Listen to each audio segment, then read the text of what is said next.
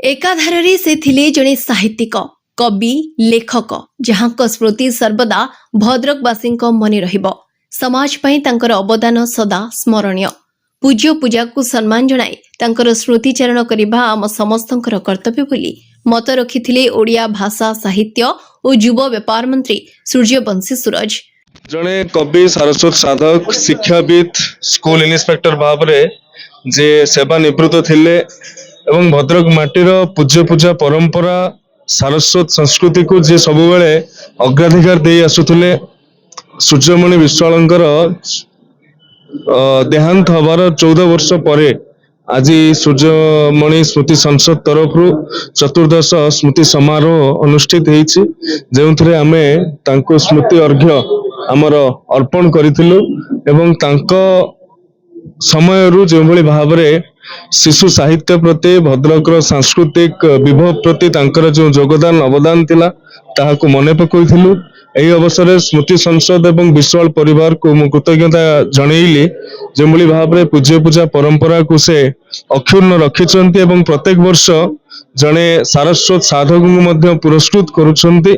ये समाज रे गोटे नूतन चेतना सृष्टि करियो बोली मु आशा व्यक्त करू। जड़े बाग्मी भावी जनमानसरे सर्वदा वंदनीय होई रहिबे एवं तांकर साहित्य सबुदिन पई अमर होई रहिबो बोली उक्ति रखिथिले। अमृत दर्शनर संपादक पंडित संग्राम आचार्य कवि सूर्यमणि विश्वा जने खाली संगठक नथिले, जने कवि थिले, आम तुलसी पत्रिकार संपादक थिले एवं सर्वोपरि जने शिशु साहित्यिक थिले।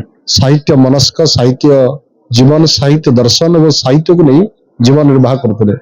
एवं सर्वोपरि सबुठ बड़ कथा जतबेले शिशु साहित्य रे पत्रिका आसे तांकर नामटी सर्वाग्रे आसे एवं से मध्य बहुत साहित्य रचना कर कवितार छंद लालित बोध जो समस्त आकृष्ट करिछि। तेणु आज तांकर स्मृति सभा रे अंतत पक्षे तांकर कविता माध्यम जो कविता थिला छोट शिशु मानक पई काहे कि आकाश तुमे फाटी पडुन, पिला माने आस मनीष हबा, बड़ मनीष अनेक कविता जे कविता लिखिछन जा कविता निश्चक भाव रे समाज को दिग्दर्शन देव। तेणु एभली एक कविंकर कवित्व वास्तव आम पई स्मरणीय।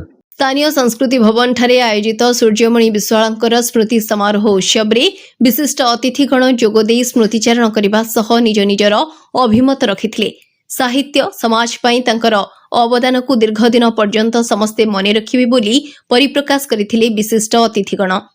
राज्य सरकार मंत्री सूर्यवंशी सूरज एही सारस्वत सभा को उद्घाटन करथिबा बेले सम्मानित अतिथि भावे जोग देथिले। जिलापाल दिलीप राउतराय, डेप्यूटी कलेक्टर कार्तिकनाथ मंडल, सुपुत्र बल्लभानंद महाराज, जामाता प्रोफेसर डॉक्टर दिवाकर महांती। एही अवसर में विशिष्ट सारस्वत साधक श्रेवश्य कर शर्मा को स्मृति संसद तरफ उपढोकन प्रदान करी संबर्धित करा जायथिला।